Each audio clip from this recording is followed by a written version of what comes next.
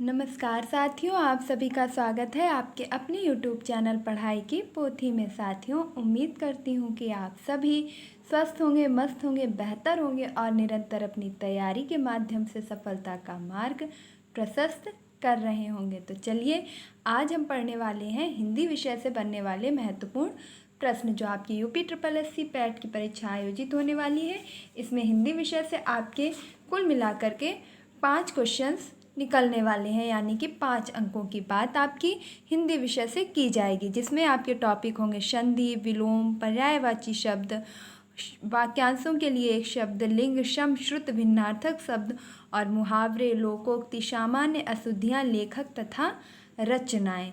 तो इन सभी टॉपिक्स से मिलाकर के कुल आपके 5 अंकों के प्रश्न बनेंगे, जिनमें से हम सभी टॉपिक्स को कवर करते हुए एक मैराथन के टाइप में आपको क्वेश्चन प्रोवाइड करेंगे। तो चलिए, बिना समय व्यर्थ किए सीधे अपने टॉपिक पर चलते हैं। कम समय में बेहतर कंटेंट के लिए पढ़ाई की पोथी को सब्सक्राइब करना बिल्कुल भी ना भूलें। पहला प्रश्न है आपका, हिंदी मूलतः किस भाषा व परिवार का सदस्य है? हिंदी मूलतः किस भाषा व परिवार का सदस्य है? देखिए, यहाँ पर 2 चीज़ें पूछी गई हैं। एक तो हिंदी किस भाषा का शब्द है और दूसरा हिंदी किस परिवार का सदस्य है। तो ऑप्शन नंबर ए है हिंदी द्रविड़ भाषा, हिंदी मूलतः हिंदी भाषा और द्रविड़ परिवार का सदस्य है। ऑप्शन बी अरबी भाषा और आष्ट्रिक परिवार का सदस्य है। ऑप्शन सी फारसी भाषा और भारोपीय परिवार का सदस्य है। या ऑप्शन डी इनमें से कोई नहीं। ऑप्शन डी आपको दिया गया है इनमें से कोई नहीं। तो आपका जो सही उत्तर हो जाएगा, देखिए आपने अभी तक जितना भी पढ़ा है, जो भी तैयारी की है, उसके माध्यम से आप अपने उत्तर का सही चयन करेंगे। तो आपका जो सही उत्तर होगा वह यहाँ पर हो जाएगा कि हिंदी आपकी मूलतः फारसी भाषा का शब्द है और भारोपीय परिवार का सदस्य है। किस परिवार का सदस्य है? भारोपीय परिवार का। तो आपके क्वेश्चन नंबर 1 का ऑप्शन नंबर सी बिल्कुल सही हो जाएगा। चलते हैं अपने अगले प्रश्न की तरफ।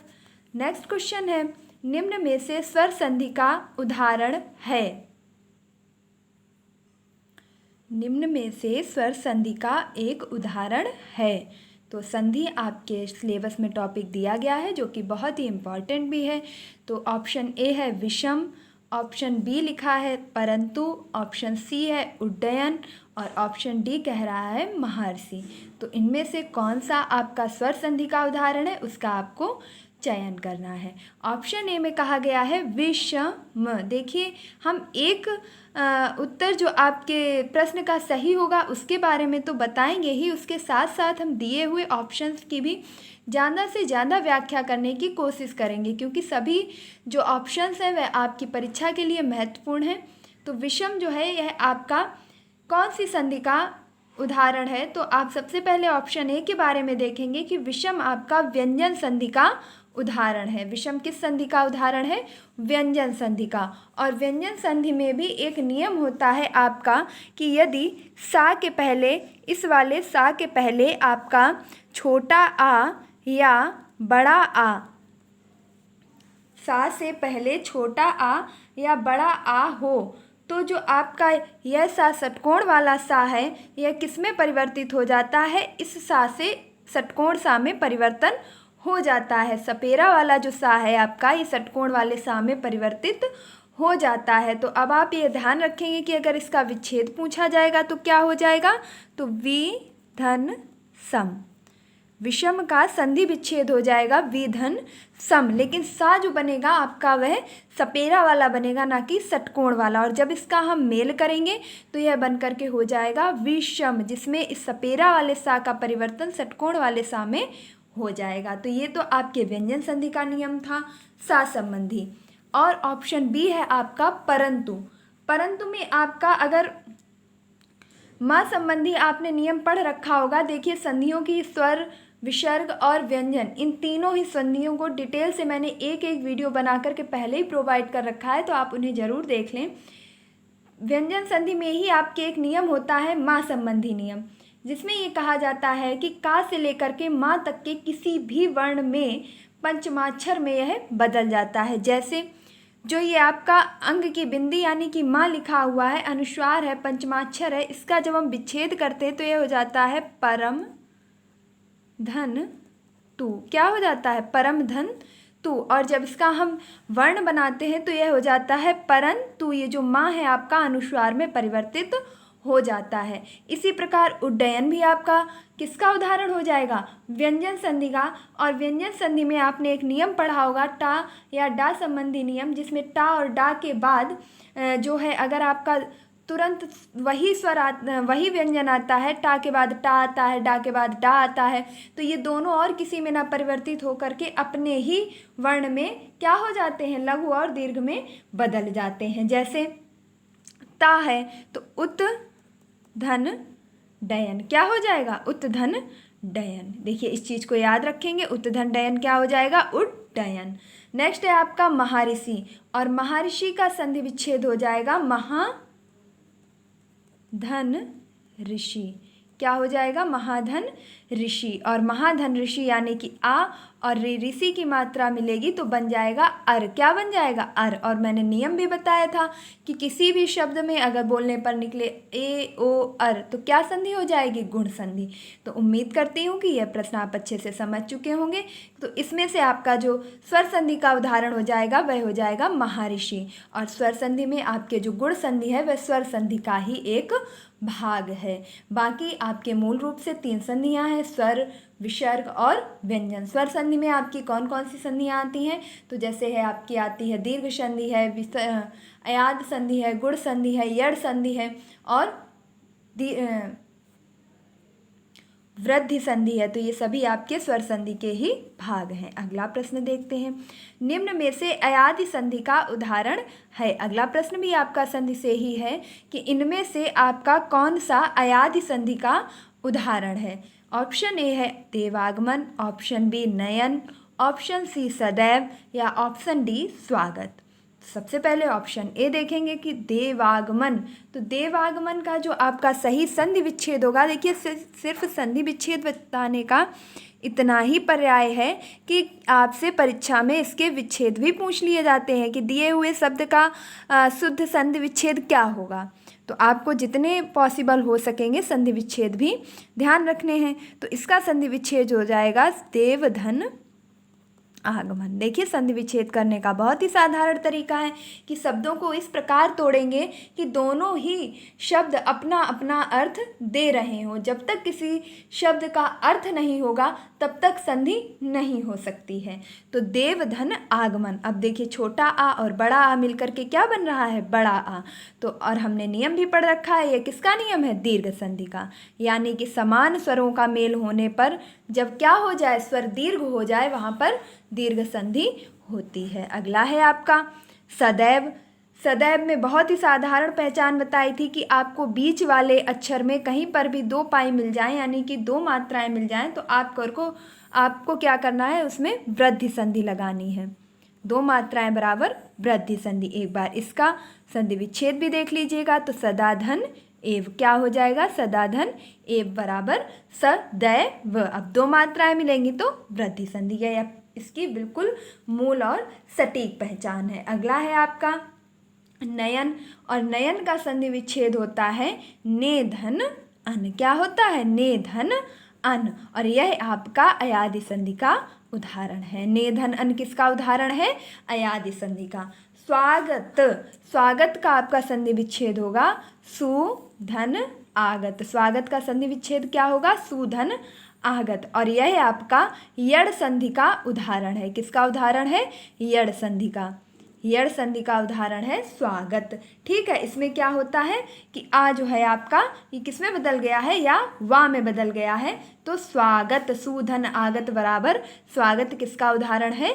यड़ संधि का। चलते हैं अगले प्रश्न की तरफ। अगला प्रश्न है, इनमें से कौन सा संधि विच्छेद सही नहीं है? देखिए लगातार संधियों से ही प्रश्न बन रहे हैं। इनमें से कौन सा संधि विच्छेद सही नहीं है? मैंने अभी क्या बताया था कि विच्छेद से भी प्रश्न पूछ लिए जाते हैं। तो पहला है ऑप्शन नंबर 1 कोण धन अर्क बराबर कोणार्क। ऑप्शन बी है गुणाका धन ईस बराबर गुणाकेश। नेक्स्ट है उत्कृष्ट धन ता बराबर उत्कृष्ट। अब धन जा बराबर अब्ज। तो आपने जो है कई सारे संधि विच्छेद किए होंगे, पढ़े होंगे। तो अब आपकी ये परीक्षा की जो है घड़ी आ चुकी है, आप सही सही उत्तर का चयन करेंगे। कोणार्क का सही संधि विच्छेद क्या होगा? कोण धन अर्क, क्या ये सही है? या गुणाकेश का सही संधि विच्छेद क्या होगा? गुणाका धन ईश होगा। देखिए इसे ठीक कर लीजिएगा, ये गुणाकेश लिखा हुआ है। उत्कर्ष धनता यानी कि उत्कृष्ट का जो विच्छेद लिखा है, क्या ये सही लिखा है? या अब धन जा बराबर अब्ज होगा? तो मैं आपको बता दूं कि इसमें से जो सही संधि विच्छेद नहीं है पूछा गया है। देखिए नहीं वाले प्रश्नों को बहुत ही ध्यान से पढ़िएगा। इसमें 3 आपके सही होंगे जबकि 1 क्या होगा? गलत होगा। तो सबसे पहले है आपका कोण धन अर्क, जो कि बिल्कुल सही है। कोणार्क का यही संधि विच्छेद होता है। गुणाका धन ईस बराबर गुणाकेश होता है, इसे भी याद रखेंगे। क्यों? क्योंकि आप ऐसा नहीं करेंगे गुणा धन केस बराबर गलत हो जाएगा। आपका सही संधि विच्छेद होगा गुणाका धन ईस। नेक्स्ट है आपका उत्कृष्ट, और उत्कृष्ट का विलोम होगा उत्कृष्ट धन ता। क्या होगा? उत्कृष्ट धन ता बराबर उत्कृष्ट। नेक्स्ट है आपका, अब जब 3 सही हो गए हैं तो बिल्कुल साधारण सी बात है कि अब धन जा बराबर अब्ज नहीं होगा, बल्कि आपका अब्ज का सही संधि विच्छेद होगा अप धन जा। क्यों? क्योंकि जो पा है या पा फा बा प्रथम अक्षर अपना तीसरे अक्षर में बदल जाएगा अपने ही वर्ग के, तो पा का परिवर्तन बा में हो जाएगा। पा आपका हलंत्यम रूप में है यानी कि पा आधा है, तो इसका जब तीसरे वर्ण में परिवर्तन होगा तो वह भी किस में होगा? आधे वर्ण में ही होगा, यानी कि पा का परिवर्तन आधे बा में हो जाएगा। तो अप धन जा बराबर अब्ज। तो उम्मीद करती हूँ कि यह उदाहरण आप अच्छे से समझ चुके होंगे। अब क्योंकि तीनों आपके सही थे, तो जो आपका सही नहीं था वह था आपका ऑप्शन नंबर डी, और यही आपके प्रश्न का बिल्कुल सही उत्तर हो जाएगा। और जो सही थे वो क्या हो जाएंगे? गलत हो जाएंगे। चलिए अगला प्रश्न देखते हैं। निम्न में से पुल्लिंग शब्द है। देखिए स्त्रीलिंग पुल्लिंग यानी कि लिंगों से भी आपके टॉपिक दिए गए हैं, इनसे प्रश्न बनना बिल्कुल जायज़ है। तो पुल्लिंग में आपको पहचानना है कि जो शब्द दिए गए हैं इनमें कौन सा पुल्लिंग है। ऑप्शन ए सुंदरता, ऑप्शन बी बचपन, ऑप्शन सी मिलावट, ऑप्शन डी तिथि। उम्मीद करती हूँ कि आपने सही उत्तर का चयन कर लिया होगा। तो देखिए स्त्रीलिंग और पुल्लिंग पहचानने का एक जो सबसे सरल और सटीक तरीका है कि आप उस शब्द में अच्छा या अच्छी लगा करके वाक्यांश का प्रयोग कर सकते हैं। जैसे सुंदरता, सुंदरता अच्छा होता है या अच्छी होती है? तो सुंदरता अच्छी होती है। देखिए आप किसी भी शब्द के साथ में अगर अच्छा या अच्छी का प्रयोग करेंगे तो आपको प्रायः बिल्कुल सही उत्तर ही प्रतीत होगा। अब सुंदरता अच्छा है या अच्छी है, तो आपको उत्तर मिल रहा होगा कि सुंदरता अच्छी है। तो ये कैसा हो गया? स्त्रीलिंग हो गया। तो और हमसे पूछा क्या गया है? पुल्लिंग। तो ये हमारे प्रश्न का उत्तर बिल्कुल भी नहीं है। बचपन अच्छा होता है या अच्छी होती है? तो अब आपको उत्तर मिल रहा होगा कि बचपन अच्छा होता है ना कि अच्छी होती है। और हमसे पूछा क्या गया था? पुल्लिंग पूछा गया था। लेकिन भैया अभी इसको टिक नहीं करेंगे। क्यों नहीं करेंगे? क्योंकि हम आगे के ऑप्शंस को भी एक बार चेक कर लेते हैं, और आप अपनी सुविधा के अनुसार अच्छा या अच्छी के अलावा भी किसी भी वाक्य में इस शब्द को प्रयोग करके देख सकते हैं। जब इसका आप वाक्य प्रयोग करेंगे तो आपको सही उत्तर अवश्य मिल जाएगा। मिलावट अच्छा है या अच्छी है? तो मिलावट अच्छी बात नहीं है, मिलावट अच्छी बात नहीं है। तो ये कैसा हो गया? आपका स्त्रीलिंग हो गया। तो ये आपके प्रश्न का सही उत्तर नहीं है। तिथि अच्छी है या अच्छा है? तो उत्तर मिलेगा कि तिथि अच्छी है, आज की तिथि अच्छी है। तो ये कैसा हो गया? स्त्रीलिंग हो गया। तो अब आपके जो प्रश्न का उत्तर पूछा गया था कि पुल्लिंग शब्द कौन सा है, तो बचपन भैया आपका अच्छा होता है ना कि अच्छी होता है। बचपन कैसा होता है? अच्छा होता है। तो पुल्लिंग शब्द हो जाएगा आपका बचपन। चलते हैं अगले प्रश्न की तरफ। वह स्त्री जिसका पति परदेश से लौटा हो के लिए एक शब्द है। वह स्त्री जिसका पति परदेश से लौटा हो उसके लिए कौन सा एक शब्द कहा गया है? ऑप्शन ए अगमष्यति पतिका। देखिए बहुत ही ध्यान से पढ़िएगा, माइनर अंतर है और एक ही वर्ड में पूरा जो अर्थ है वो अनर्थ में बदल जाता है। तो अगमष्यति पतिका, आगत पतिका, आवत पतिका या खंडिता। तो ये चारों ऑप्शन आप एक बार फिर से पढ़िएगा कि वह स्त्री जिसका पति परदेश से लौटा हो। तो ऑप्शन ए आगमस्यति पतिका, ऑप्शन बी आगत पतिका, ऑप्शन सी आवत पतिका, ऑप्शन डी खंडिता। तो अब फटाफट से आप उत्तर का चयन कीजिए।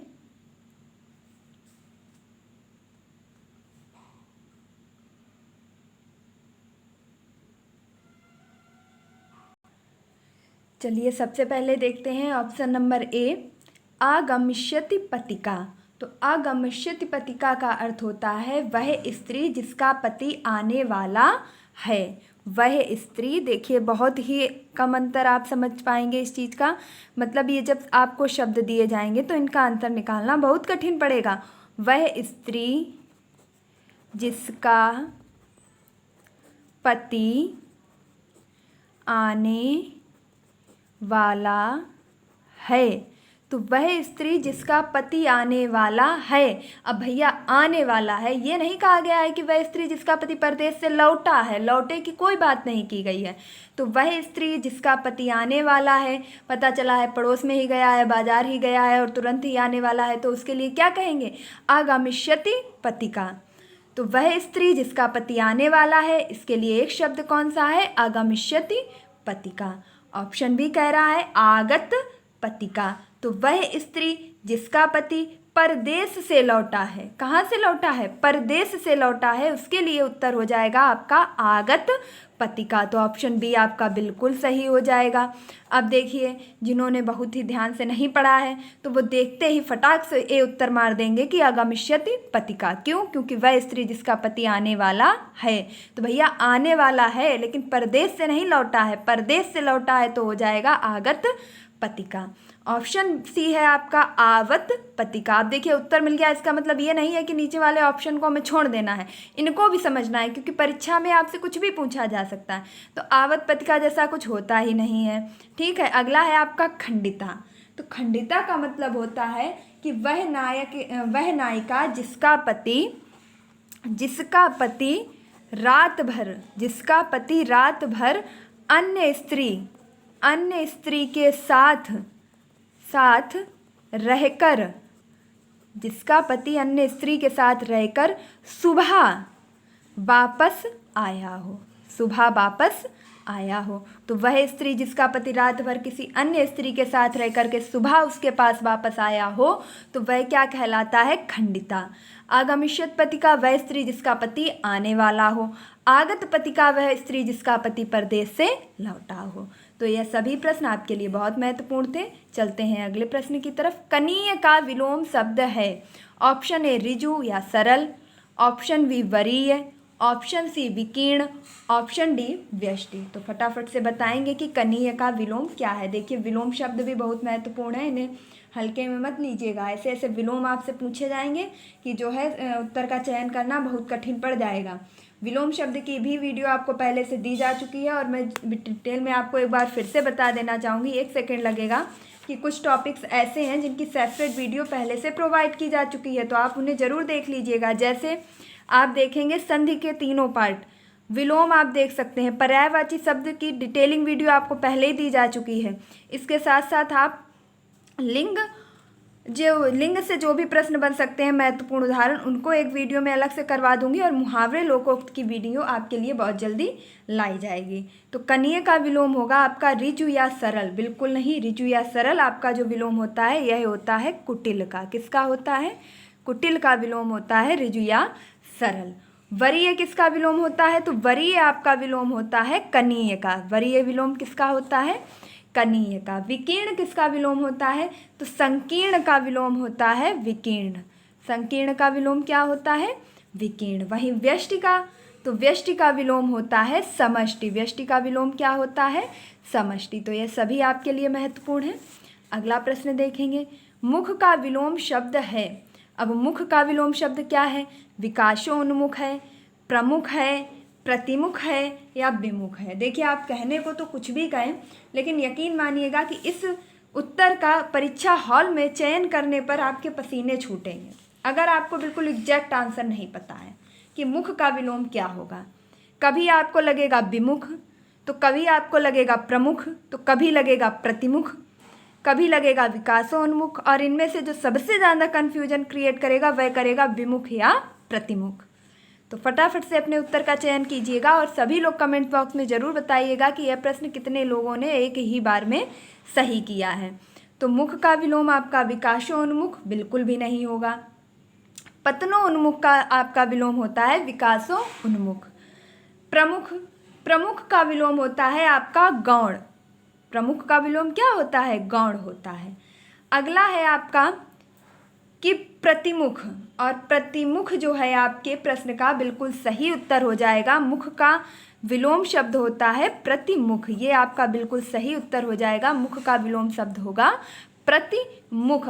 और विमुख का मतलब होगा कि आप किसी चीज़ से बिल्कुल हट गए हैं, हट ही गए हैं। मुख और प्रतिमुख, इसकी तरफ मुँह किया है या इसकी तरफ मुँह नहीं किया है, लेकिन विमुख का मतलब होगा किसी की तरफ नहीं किया, बिल्कुल हट गए हैं, तो ये चीज़ गलत है। अगला है आपका अधुनातन।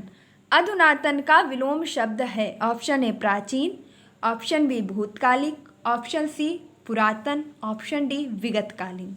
देखिए विलोम शब्द कठिन नहीं होते हैं, विलोम शब्द कठिन बन जाते हैं उनके ऑप्शंस से, क्योंकि जो ऑप्शन होते हैं वो इतने नज़दीकी के रखे जाते हैं कि हमें सही उत्तर का चयन करने में बहुत दिक्कत होती है। तो अधुनातन का विलोम शब्द क्या होगा? ऑप्शन ए प्राचीन, ऑप्शन बी भूतकालिक, ऑप्शन सी पुरातन, ऑप्शन डी विगतकालीन। तो देखिए बिना समय व्यर्थ किए हम सीधे सीधे उत्तर बता देते हैं आपको कि प्राचीन का आपका हो जाएगा, क्या हो जाएगा विलोम शब्द? तो प्राचीन का हो जाएगा नवीन, नवीन का प्राचीन, और प्राचीन को आपका एक और विलोम शब्द देखने को मिलेगा अर्वाचीन। तो आपके ऑप्शन में जो भी दिया हो आप उसे सही करेंगे। भूतकालिक, वर्तमानकालिक, पुरातन का हो जाएगा आपका अधुनातन। तो अधुनातन का विलोम शब्द क्या हो जाएगा? पुरातन। देखिए अगला प्रश्न, शरीर के लिए जितना धन आवश्यक हो उससे अधिक ना लेना के लिए एक शब्द है। देखिए अनेक शब्दों के लिए एक शब्द जो है आपके बहुत महत्वपूर्ण होते हैं, क्योंकि यहाँ से प्रश्न आपका निश्चित बनता है। तो शरीर के लिए जितना धन आवश्यक हो उससे अधिक ना लेना, इसके लिए एक शब्द क्या बताया गया है? अपरिमेय, या ऑप्शन बी अपरिहार्य, ऑप्शन सी अपरिग्रह, ऑप्शन डी अधगूढ़ा। देखिए पूरी कोशिश की गई है कि जितने भी महत्वपूर्ण प्रश्न हैं, महत्वपूर्ण विलोम शब्द हैं, महत्वपूर्ण अनेकार्थी शब्द हैं, महत्वपूर्ण पर्यायवाची शब्द हैं, महत्वपूर्ण अनेक शब्दों के लिए एक शब्द है, वो सभी इंक्लूड किए जाएं। तो आप वीडियो के अंत तक रह करके इसकी सफलता को निश्चित कीजिएगा और यह जरूर बताइएगा कि आपने कितने प्रश्न सही कर पाए। तो शरीर के लिए जितना धन आवश्यक हो उससे अधिक ना लेना के लिए एक शब्द क्या होगा? तो अपरिमेय, ऑप्शन ए है आपका अपरिमेय। अपरिमेय का अर्थ होता है जिसे मापा ना जा सके। अपरिमेय का अर्थ क्या होता है? जिसे मापा ना जा सके। देखिए छोटा छोटा लिखा है, आप सुन रहे हैं तो समझ सकते होंगे। नेक्स्ट है ऑप्शन बी आपका अपरिहार्य। ऑप्शन बी क्या है आपका? अपरिहार्य। अपरिहार्य का क्या अर्थ होता है? देखिए अगर आपने हल्का फुल्का पढ़ा है तो आप कंफ्यूज होंगे अपरिहार्य और अपरिग्रह में। तो मैं आपको अंतर बता दूं कि अपरिहार्य माने होता है जिसके बिना कार्य ना हो सके। इसका क्या अर्थ होगा? जिसके बिना कार्य ना हो सके। जिसके बिना कार्य ना हो सके मतलब वह चीज़ इतनी ज़्यादा आवश्यक हो कि उसके बिना कार्य ना हो सके, उसके लिए एक शब्द कहा गया है अपरिहार्य। भैया यह अपरिहार्य कारण है, मतलब इसके बिना ये कार्य हो ही नहीं सकता है। अगला है आपका अपरिग्रह, और अपरिग्रह का अर्थ होता है शरीर के लिए जितना धन आवश्यक हो उससे अधिक ना लेना। अपरिग्रह ना ग्रहण करना, कितना? आवश्यकता से अधिक। तो आवश्यकता से अधिक ग्रहण ना करना के लिए एक शब्द बताया गया है अपरिग्रह।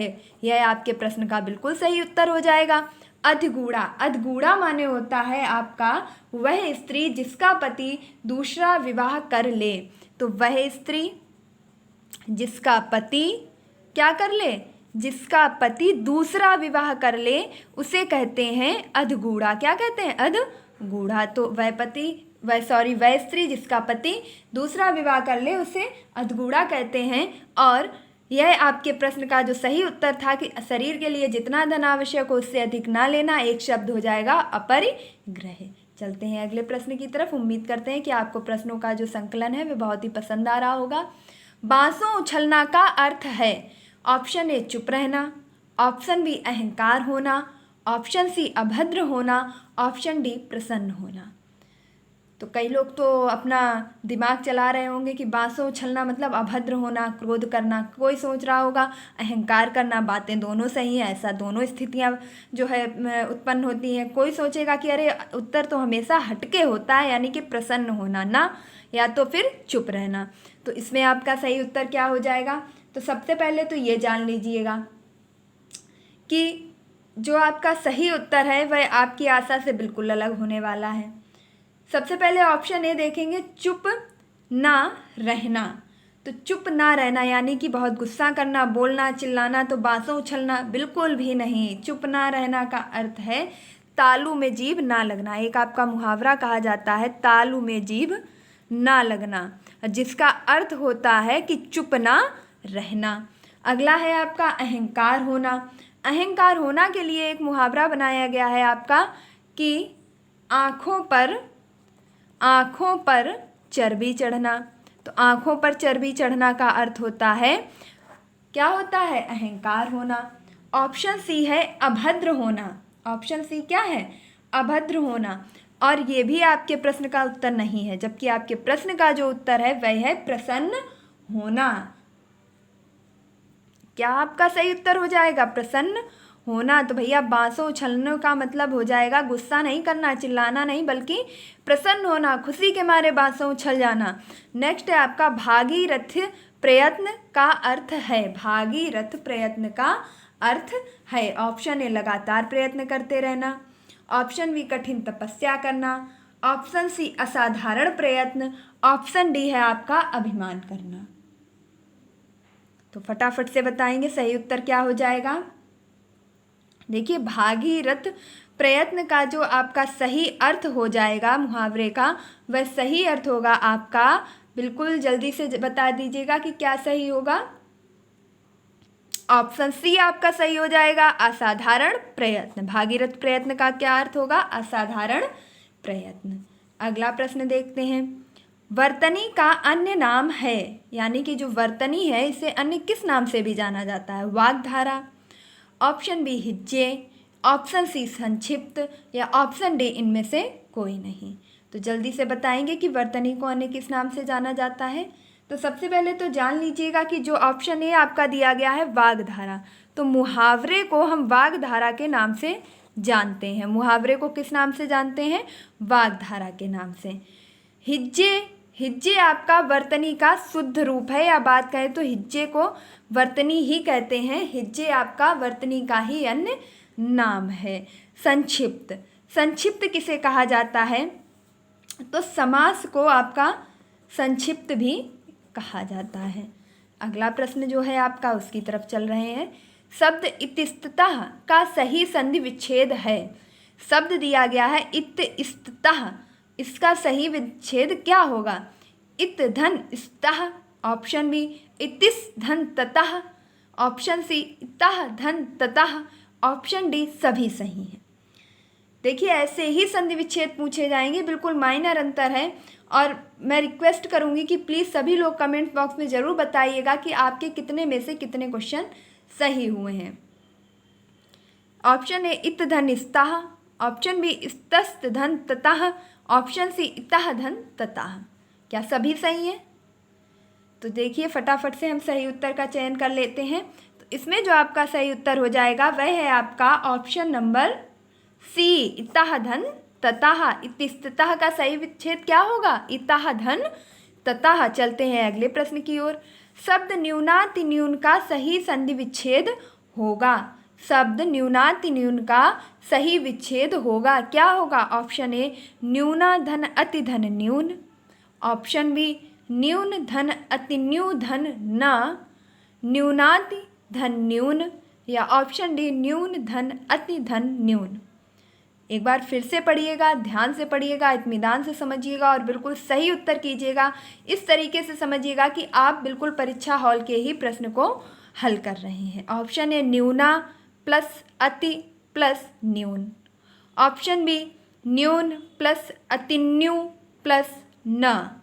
ऑप्शन सी न्यूनाति प्लस न्यून। ऑप्शन डी न्यून प्लस अति प्लस न्यून। उम्मीद करती हूँ आपने अब तक सही उत्तर का चयन कर लिया होगा। तो आपका सही जो विकल्प होगा वह होगा न्यून धन अति धन न्यून। न्यून धन अति धन न्यून आपके न्यूनाति न्यून का बिल्कुल सही संधि विच्छेद हो जाएगा। चलते हैं अगले प्रश्न की तरफ। निम्न में से अशुद्ध शब्द है। ऑप्शन ए अनूदित। ऑप्शन सी अंत्याक्षरी। ऑप्शन सी आर्यावर्त। ऑप्शन डी अनुग्रहित। फटाफट से बताइएगा।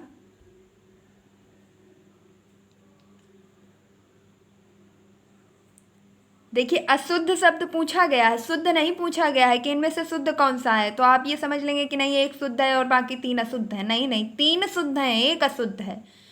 अनूदित। अनूदित आपका बिल्कुल सही लिखा हुआ है। अगर आपको नहीं पता था तो आज से जान लीजिएगा। अनुदित नहीं होता है बल्कि अनूदित होता है। यहाँ पे छोटे उ की नहीं बल्कि बड़े उ की ही मात्रा होती है और यह बिल्कुल सही लिखा हुआ है। तो ये तो आपके प्रश्न का उत्तर नहीं होगा क्योंकि आपसे तो गलत पूछा गया है। अगला है आपका अंत्याक्षरी। अंत्याक्षरी में भी आज से जान लीजिएगा कि आधा ना और आधा ता ही होता है। इसमें जो है पूरा कोई भी अक्षर प्रयोग नहीं होता है। ना और ता में से दोनों ही आधे आधे प्रयोग होते हैं। तो यह भी आपका सही लिखा है, इसका मतलब ये भी आपका उत्तर नहीं है। आर्यावर्त। आर्यावर्त भी भैया जान लीजिएगा कि वाह पे नहीं बल्कि रा या पे रा उड़ती है और आर्यावर्त कैसा है आपका बिल्कुल सही लिखा हुआ है। ये भी आपके प्रश्न का उत्तर नहीं है। अनुग्रहित। तो यहाँ पर बहुत छोटी सी गलती की गई है कि अनुग्रहित में जो ये आपका नीचे रा उड़ाया गया है तो ये ग्रह वाला रा नहीं बनेगा बल्कि ग्रह से ये हो जाएगा आपका नक्षत्र वाला। ये अनुग्रहित, ये वाला गोल वाला जो है रा नीचे उड़ेगा। तो अनुग्रहित सिर्फ इतना सा अंतर था और आपका जो शब्द था वह अशुद्ध था। तो अब ये आपका कैसा हो गया है, शुद्ध हो गया है। और अगर इसे हम ऐसे लिखेंगे अनुग्रहित, ये कैसा हो जाएगा, अशुद्ध हो जाएगा। तो ऑप्शन डी आपके प्रश्न का सही उत्तर है। अगला है आपका निम्न में अशुद्ध शब्द है। अब आपसे अशुद्ध शब्द पूछा गया है, फिर से अशुद्ध शब्द पूछा गया है। ऑप्शन ए वैश्या। ऑप्शन बी त्योहार। ऑप्शन सी अमावस्या। ऑप्शन डी तात्कालिक। फटाफट से बताइएगा कि आपका कौन सा उत्तर सही होगा।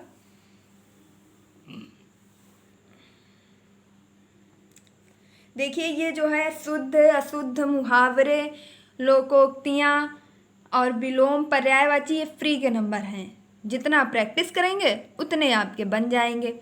तो अशुद्ध शब्द है कौन सा है। देखिए त्योहार ही होता है, त्योहार नहीं होता है।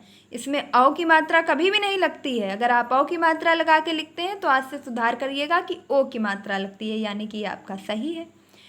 अमावस्या, अमावस्या नहीं होता है, अमावस्या होता है। तो ये भी आपका सही लिखा है। तत्कालिक कभी भी नहीं होता है।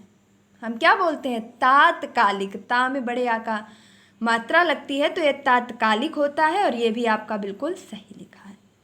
बात आती है वैश्या की। तो आपने काफ़ी देखा होगा कि लोग बोलते हैं वैश्या, जबकि वैश्या नहीं वेश्या होता है। क्या होता है, वेश्या। ए की मात्रा लगती है ना कि ए की मात्रा। तो ऑप्शन ए आपका सही हो जाएगा। इसमें से अशुद्ध शब्द कौन सा है, वैश्या। और शुद्ध इसका क्या हो जाएगा, तो ए की जगह ए की मात्रा लगेगी, वेश्या। अगला प्रश्न देखते हैं। गद्य पद्य मिश्रित रचना कहलाती है संहिता। ऑप्शन बी चंपू। ऑप्शन सी च्युत। ऑप्शन डी गपद्य। तो अब बताएंगे आपके कि गद्य पद्य मिश्रित रचना क्या कहलाती है। गपद्य कहलाती क्या भैया, गद्य और पद्य मिलाकर गपद्य। ट्रेंड चल रहा है ना कि दो नामों को मिला के एक नाम बना दो शॉर्ट में, गपद्य।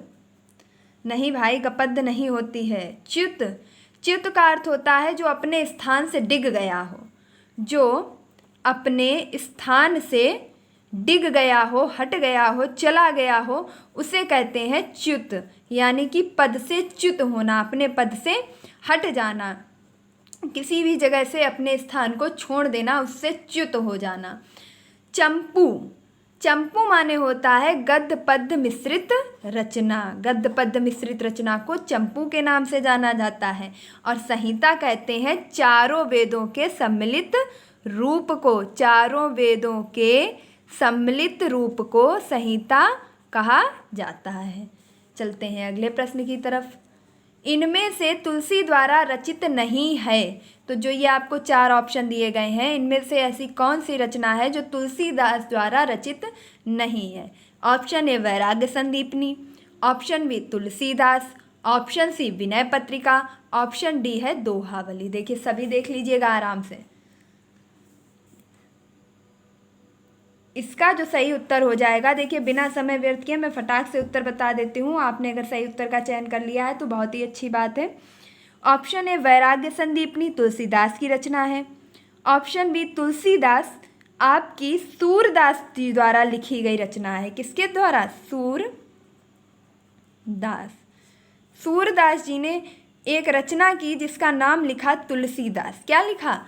तुलसीदास। तो सूरदास की रचना का नाम तुलसीदास है, जबकि तुलसीदास रचना सूरदास के द्वारा लिखी गई है, ना कि तुलसीदास के द्वारा। इस चीज़ में बहुत ज़्यादा कन्फ्यूजन होता है और ये कई परीक्षाओं में आपसे कन्फ्यूजन बनाने के लिए ही पूछा भी जाता है। तो अब आप आज ही सुन लीजिएगा कि तुलसीदास रचना किसकी है? सूरदास की। विनय पत्रिका रचना किसकी है? तुलसीदास की, जिस एक रचना में मात्र तुलसीदास जी ने ब्रजभाषा का प्रयोग किया है। दोहावली रचना किसकी है? तुलसीदास की। कवितावली रचना किसकी है? तुलसीदास की। रामलला नछऊ रचना किसकी है? तुलसीदास की। तो ये सभी रचनाएं किसकी हैं? तुलसीदास की हैं। जानकी मंगल, पार्वती मंगल, दोहावली, कवितावली, विनय पत्रिका, वैराग्य संदीपनी, रामलला नछऊ, दूध बतासा, ये सभी किसकी रचनाएं हैं? तुलसीदास की हैं। लेकिन जो तुलसीदास रचना है वह सूरदास जी के द्वारा की गई है। उम्मीद करती हूँ कि आपको अब तक जितने प्रश्न दिए हैं वह आपको पसंद आए होंगे। अगला प्रश्न है आपका, बाणभट्ट की आत्मकथा उपन्यास के लेखक हैं। देखिए कभी कभी विधा भी पूछ सकता है कि इसकी विधा क्या है। फिलहाल आपसे इतना कठिन पूछने की उम्मीद तो नहीं है, लेकिन आप चीज़ों को फिर भी याद रखेंगे। तो बाणभट्ट की आत्मकथा नामक जो उपन्यास है इसके लेखक कौन है? Option A Amritlal Nagar, option B Balkrishna Bhatt, option C Vishnu Prabhakar, option D Hazari Prasad Dwivedi. फटाफट से उत्तर का चयन कीजिएगा कि बाणभट्ट की आत्मकथा उपन्यास के लेखक कौन हैं। जो बाणभट्ट की आत्मकथा है इसकी विधा क्या है, यह उपन्यास है, और इसके लेखक कौन हैं ये आप बताएंगे। तो सबसे पहले तो हम ऑप्शन ए की तरफ रुख करते हैं कि अमृतलाल नागर। तो अमृतलाल नागर जो हैं इन्होंने कुछ उपन्यास लिखे हैं, जिनमें से है आपका सबसे प्रसिद्ध सुहाग के नुपुर। सुहाग के नुपुर। देखिए जो भी ऑप्शन के मैं आपको व्याख्या बता रही हूँ, उनके आंसर बता रही हूँ, आप ये बिल्कुल भी ना समझिएगा कि उनसे आपको कोई मतलब नहीं है। क्या पता आपके परीक्षा में प्रश्न उनसे ही पूछ लिए जाए। तो आपके लिए प्रत्येक प्रश्न का प्रत्येक ऑप्शन उतना ही महत्वपूर्ण है जितना कि उस प्रश्न का सही उत्तर। तो अमृतलाल नागर के जो प्रमुख उपन्यास हैं उनमें से आपका सबसे चर्चित और महत्वपूर्ण परीक्षा में पूछा जाने वाला और बिल्कुल छपने वाला प्रश्न है आपका सुहाग के नुपुर। बात करूं, अगला है इनका अमृत और विष। पूछा जाता है आपसे कि अमृत और विष के लेखक कौन है? अमृतलाल नागर। नेक्स्ट है आपका मानस का हंस। मानस का हंस के भी लेखक कौन है? अमृतलाल नागर। तो अमृतलाल नागर से आप इन तीनों उपन्यासों को याद रखेंगे, सुहाग के नुपुर, अमृत और विष, मानस का हंस। ये किसकी रचनाएं हैं? अमृतलाल नागर की। अगला है आपका ऑप्शन बी। ऑप्शन बी आपका कह रहा है बालकृष्ण भट्ट। और बालकृष्ण भट्ट का एक उपन्यास है, बहुत ही प्रसिद्ध है, और उसका नाम क्या है? तो उसका नाम है 100 अजान एक सुजान। 100 अजान एक सुजान। यह किसकी रचना है? बालकृष्ण भट्ट की। अगला है आपका, देखिए इनके अमृतलाल नागर के आप सुहाग के नुपुर, अमृत और विष, मानस का हंस और इसके साथ साथ शतरंज के मोहरे, एकदा नैमिषारण्य, खंजन नयन, इनको भी थोड़ा सा ध्यान में रखेंगे। अगला है आपका विष्णु प्रभाकर। और विष्णु प्रभाकर का जो जो सबसे महत्वपूर्ण उपन्यास है, आपका सबसे ज़्यादा परीक्षाओं में अब तक पूछा जाने वाला, वह है अर्धनारीश्वर। अर्धनारीश्वर। अर्धनारीश्वर किसका उपन्यास है? विष्णु प्रभाकर का। तो अब आपका जो एक ऑप्शन बचा हुआ है यानी कि हजारी प्रसाद द्विवेदी, तो हाँ, बाण भट्ट की आत्मकथा उपन्यास के लेखक हैं हजारी प्रसाद द्विवेदी। है आपके प्रश्न का बिल्कुल सही उत्तर हो जाता है। चलते हैं अगले प्रश्न की तरफ। खूंटियों पर टंगे लोग तथा गर्म हवाएं रचना के रचनाकार हैं। तो पहली रचना है आपकी खूंटियों पर टंगे लोग और दूसरी रचना है गर्म हवाएं। तो एक साधारण सी बात तो यही समझ लीजिएगा कि अगर ऑप्शन में आपके एक राइटर का नाम दिया गया, इसका मतलब ये दोनों रचनाएं उसी राइटर की होंगी। तो क्या ऐसा है? हाँ, बिल्कुल ऐसा ही है। तो यानी कि आपका प्रश्न बन जाता है कि खूंटियों पर टंगे लोग और गर्म हवाएं किस लेखक की रचना है, इसके रचनाकार कौन है? Option A Sarveshwar Dayal Saxena, option B Gajanan Madhav Muktibodh, option C Jaishankar Prasad, option D Agyeya. देखिए, मुश्किल से 2 से 3 प्रश्न बचे हैं, इसलिए वीडियो इसकी बिल्कुल भी मत कीजिएगा, ये सभी प्रश्न आपके लिए महत्वपूर्ण हैं। तो सबसे पहले हम देख लेते हैं ऑप्शन ए सर्वेश्वर दयाल सक्सेना। तो जो आपके प्रश्न का सही उत्तर है कि खूंटियों पर टंगे लोग और गर्म हवाएं, यह रचना किसकी है? तो ऑप्शन ए आपका बिल्कुल सही है, सर्वेश्वर दयाल सक्सेना की। नेक्स्ट है आपका गजानन माधव मुक्तिबोध। इनकी एक सबसे प्रसिद्ध रचना है जो लगातार पूछी जा रही है और इस बार भी पूछने की संभावना है, चांद का मुंह टेढ़ा। चांद का मुंह कैसा?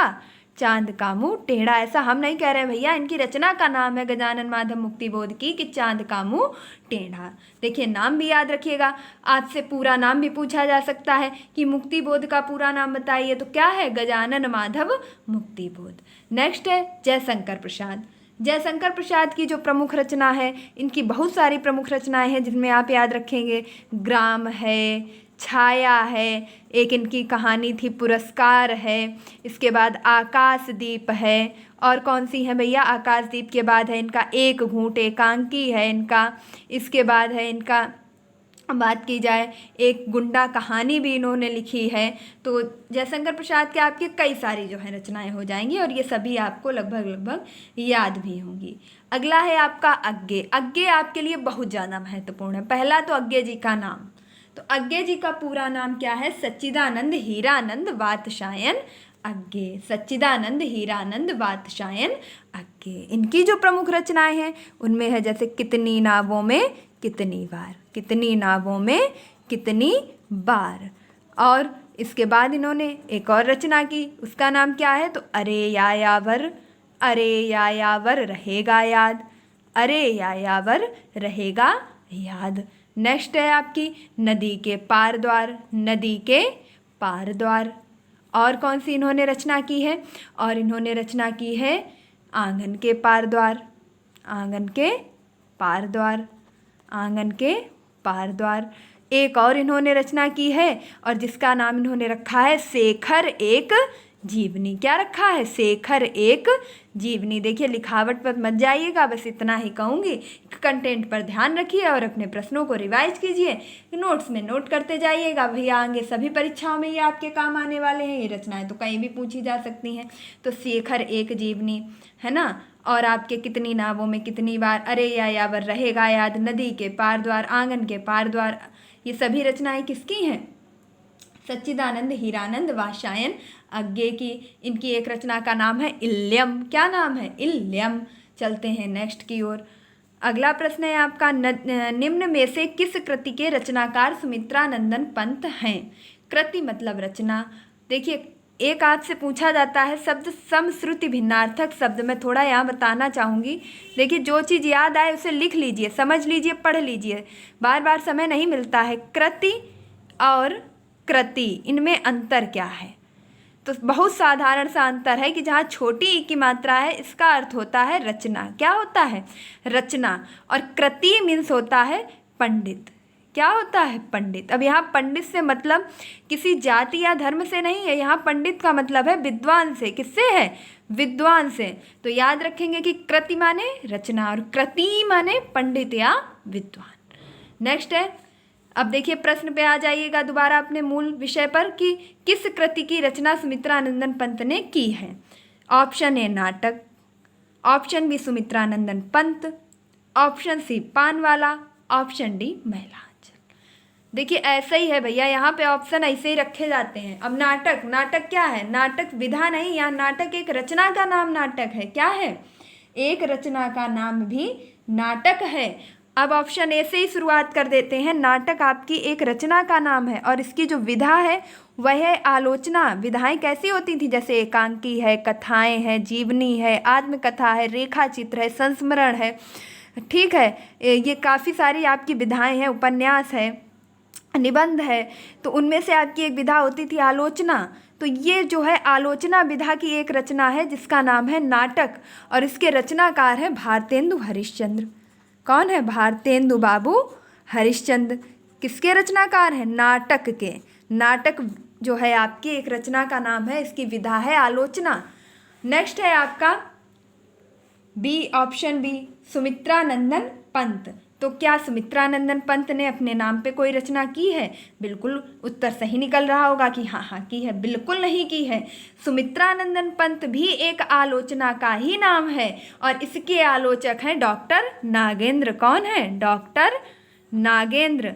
देखिए ऐसे कन्फ्यूजन वाले ऑप्शंस जरूर पढ़िएगा, कहीं भी पढ़ रहे हैं, कहीं से स्टडी कर रहे हैं, कन्फ्यूजन वाली चीज़ों को ज़रूर पढ़िएगा क्योंकि आप यहीं फंसेंगे और ये आपका जो है बना बनाया नंबर बिगाड़ देंगे। तो सुमित्रानंदन पंत आलोचना किसके द्वारा लिखी गई है? डॉक्टर नागेंद्र के द्वारा। नेक्स्ट है आपका ऑप्शन नंबर सी, पान वाला। पान वाला जो है आपकी एक विधा है कहानी की। ये इसकी विधा क्या है? ये कहानी है पान वाला, और इसके रचनाकार कौन है? तो सुमित्रानंदन पंत हैं। ये आपके प्रश्न का बिल्कुल सही उत्तर हो जाएगा कि जो है पान वाला कहानी किसने लिखी है? सुमित्रानंदन पंत ने। जबकि सुमित्रानंदन पंत आलोचना किसने लिखी है? डॉक्टर नागेंद्र ने। नाटक नामक आलोचना किसने लिखी है? भारतेंदु हरिश्चंद्र ने। मैला आंचल नामक जो है आपकी बात की जाए रचना किसके द्वारा लिखी गई है? तो मैला आंचल आपका उपन्यास है। क्या है? मैला आंचल आपका एक बहुत ही प्रसिद्ध उपन्यास है और इसके रचनाकार हैं फणीश्वर नाथ रेणु। क्योंकि जो आपके देखिए महत्वपूर्ण चीज़ें हैं उन सभी को किसी ना किसी माध्यम से इंक्लूड किया गया है। फणीश्वर नाथ रेणु, ये आपसे बहुत बार पूछा जा चुका है। मैला आंचल के रचनाकार कौन है? फणीश्वर नाथ रेणु, और इसकी विधा क्या है? तो यह उपन्यास विधा है। नेक्स्ट है आपका निम्न में से अशुद्ध शब्द है। अब देखिए शुद्ध और अशुद्ध की बात आ गई है कि इनमें से वर्तनी आपको छांटनी है, यानी कि हिज्जे। कौन सा सही हिज्जे है?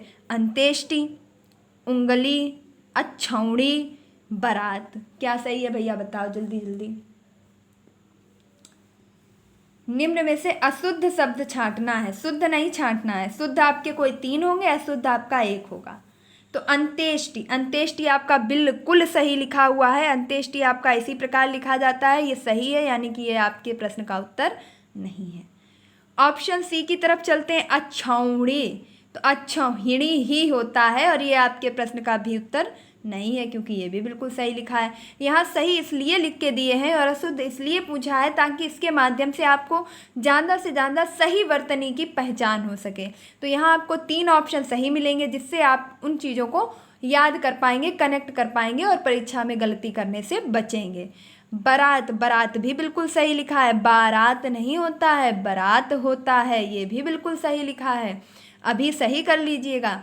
जबकि ऑप्शन बी जो है आपका उंगली, ये बिल्कुल गलत लिखा हुआ है और ये आपके प्रश्न का सही उत्तर हो जाएगा क्योंकि उंगली नहीं भैया, ये जो उंगली लिखा था ये उंगली नहीं, ऐसे लिखा जाता है। कैसे लिखा जाता है? चंद बिंदी होती है, उंगली, उंगली।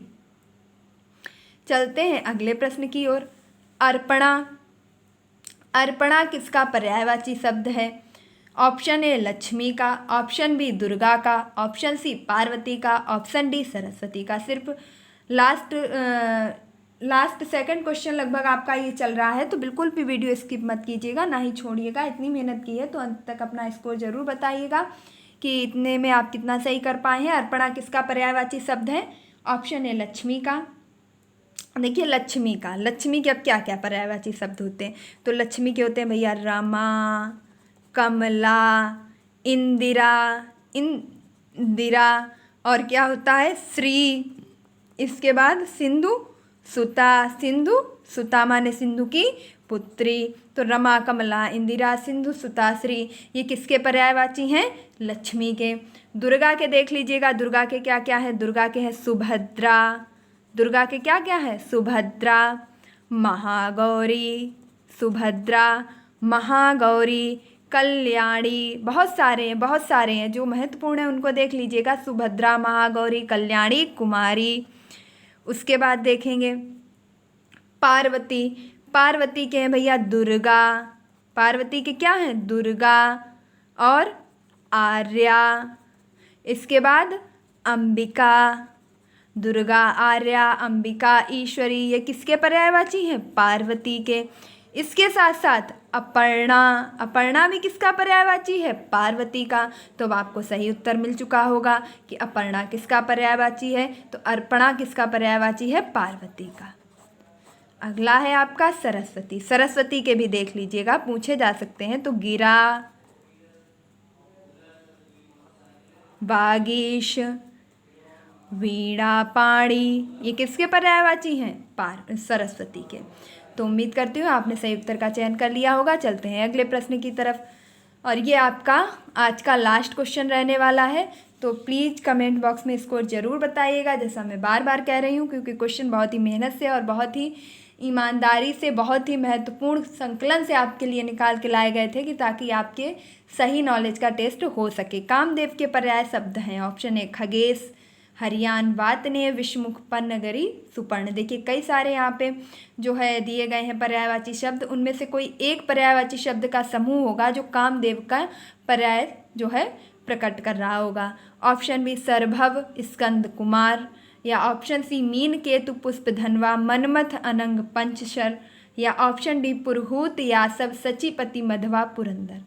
तो क्या खगेश, हरियान, वातनेय, विषमुख, पन्नगरी, सुपर्ण, इन पर्याय शब्दों का जो समूह है, क्या यह कामदेव का पर्याय है? जी नहीं, बिल्कुल नहीं है। यह पर्याय है गरुड़ का। गरुड़ के पर्यायवाची शब्द क्या होते हैं? तो गरुड़ के होते हैं खगेश, हरियान, वातनेय, विषमुख, पन्नगरी, सुपर्ण। अगला देखेंगे सरभव। देखिए इनको अरेंज करने का सिर्फ यही तात्पर्य है ताकि आप चीज़ों को ज़्यादा से ज़्यादा रिवाइज कर सकें अंतिम समय में, और काफ़ी चीज़ें आपकी नज़रों के सामने से निकल सकें। आपका जो है नॉलेज डेवलप होने के साथ साथ आप प्रैक्टिस भी कर सकें। तो काफ़ी चीज़ों को इंक्लूड किया गया। सरभव, स्कंद, कुमार, यह आपके किसके पर्यायवाची होते हैं? फटाफट से बताएंगे। तो यह होते हैं आपके कार्तिकेय के। किसके होते हैं? कार्तिकेय के। इन्हें षडमुख भी कहा जाता है, ये भी याद रखेंगे। मीन, केतु, पुष्प, धनवा, मीन, केतु, पुष्प, धनवा, मनमथ, अनंग, पंचसर, मनमथ, अनंग, पंचसर। और यह आपके जो पर्याय शब्दों का समूह दिया गया है, यह आपके कामदेव का ही पर्याय होता है। मनोज भी इसका पर्याय शब्द होता है, क्योंकि यह सरल है, यह आप आसानी से याद रखते हैं, इसलिए यहाँ इंक्लूड नहीं किया गया है। अगला है आपका पुरहूत, यासव, सचीपति, मधवा, पुरंदर। और यह जो आपका शब्द समूह दिया गया है पर्याय शब्दों का, यह आपका इंद्र का पर्यायवाची शब्दों का समूह है। इंद्र का, देखिए याद रखेंगे इंद्र। तो ये थे आपके कुछ महत्वपूर्ण प्रश्न। उम्मीद करती हूँ कि आपको इन प्रश्नों का संकलन बहुत ही अच्छा लगा होगा, बेहतरीन लगा होगा, समझ आया होगा। और अगर आपको यह वीडियो अच्छा लगा है तो मेक श्योर हमेशा की तरह बस एक ही बात कहूँगी कि वीडियो को लाइक करना बिल्कुल भी ना भूलिएगा। अगर आपको लगता है कि आपके लिए थोड़ी भी मेहनत की गई है तो प्लीज़ वीडियो को लाइक कीजिए, ज़्यादा से ज़्यादा शेयर कीजिए अपने दोस्तों के पास, अपने फ्रेंड सर्किल में। और अगर आपने अभी तक पढ़ाई की पोथी को सब्सक्राइब नहीं किया है तो क्या कर रहे हैं, फटाफट से इसे सब्सक्राइब कर दीजिए। मिलते हैं अपने नेक्स्ट वीडियो में। तब तक के लिए आपको क्या करना है, वीडियो को ज़्यादा से ज़्यादा शेयर करना है। अगर लाइक नहीं किया है तो लाइक कर लीजिए, और अभी अभी जल्दी से सब्सक्राइब भी कर लीजिए। तब तक के लिए खुश रहिए, मस्त रहिए, पढ़ाई में निरंतरता बनाए रखिए, अपने माता पिता गुरुजनों का सम्मान कीजिए। और उम्मीद करती हूँ कि यह वीडियो आपके लिए काफ़ी हेल्पफुल रहा होगा। इसी प्रकार अपना विश्वास इस प्लेटफॉर्म के प्रति बनाए रखें। धन्यवाद।